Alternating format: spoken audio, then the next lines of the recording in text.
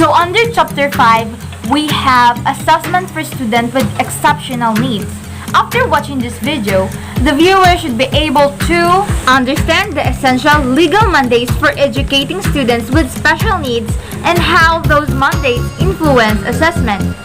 And also, to understand why assessment accommodation are needed to ensure fair and accurate assessment as well as grading and reporting for students with learning difficulties and as well as gifted and talented students.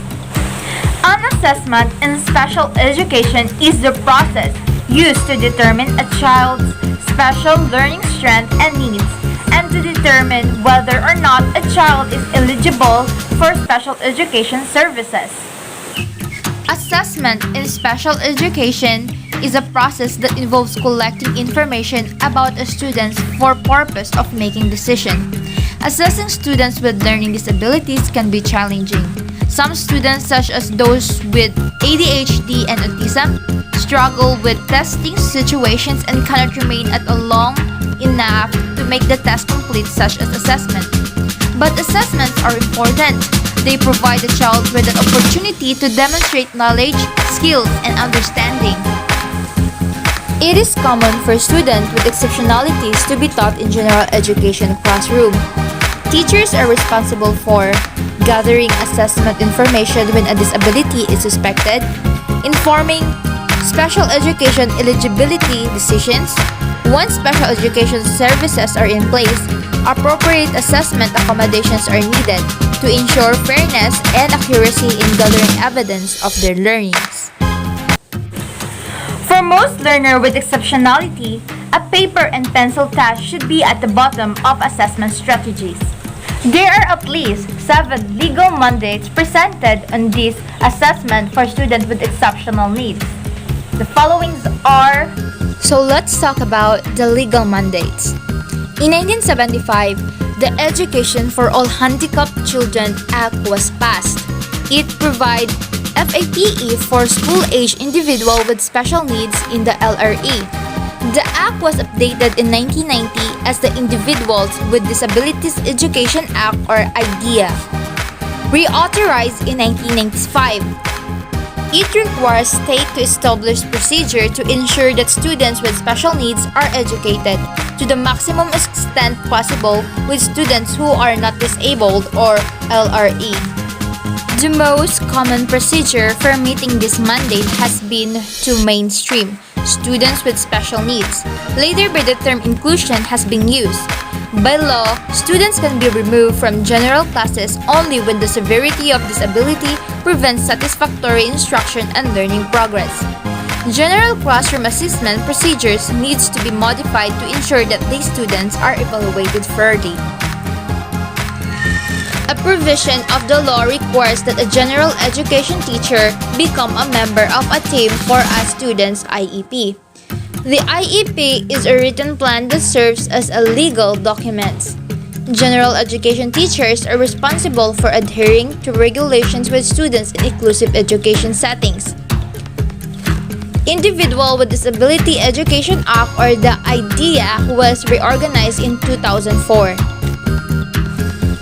The IEP is developed by the team of individuals that specifies the present level of students' knowledge and skills, annual goals, short-term learning objectives, the initiation and duration of special services, evaluation procedures, and the educational program for the students.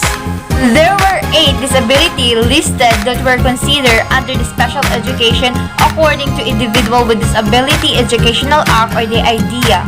We have the intellectual disability, adaptive behavior, sensory impairment, speech and language disorder, physical and health impairment, specific learning disability, emotional and behavior disorder, and the autism. So I will only provide 2 disabilities for the example, and I choose the autism and the speech and language disorder. So the first tip is to avoid sensory overload. Many unexpected things can be happen distracting to students with autism. Fluorescent lights, smells, and noises from other students can make it difficult for the students with autism to concentrate. You should also be predictable. If you are a substitute teacher, you know about the unspoken anxiety of being with a different class or sometimes with different school, like every day.